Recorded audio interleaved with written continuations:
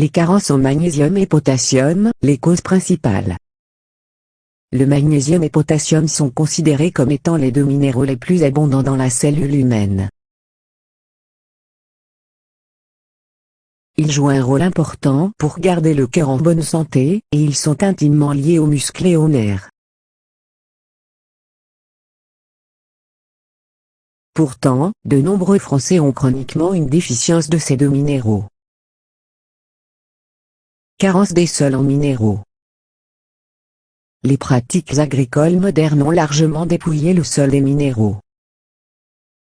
Même si les aliments semblent frais, ils manquent en magnésium et potassium qu'ils avaient autrefois dans les années passées.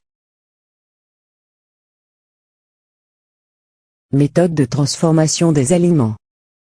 Les méthodes de transformation des céréales et d'autres aliments les dépouillent souvent de leur teneur en magnésium et potassium.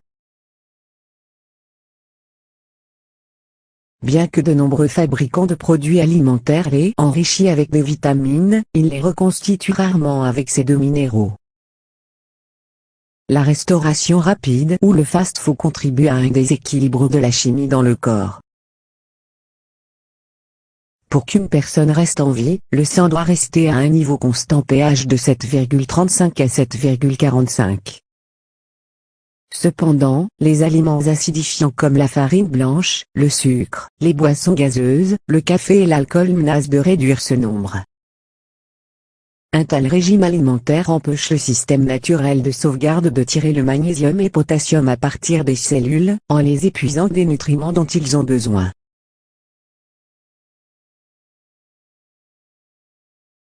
Des nutriments dont ils ont besoin pour rester en bonne santé. Le manque d'acide chlorhydrique.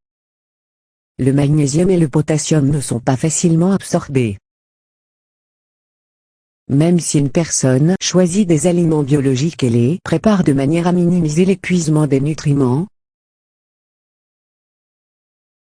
elle peut ne pas avoir suffisamment d'acide chlorhydrique pour les digérer.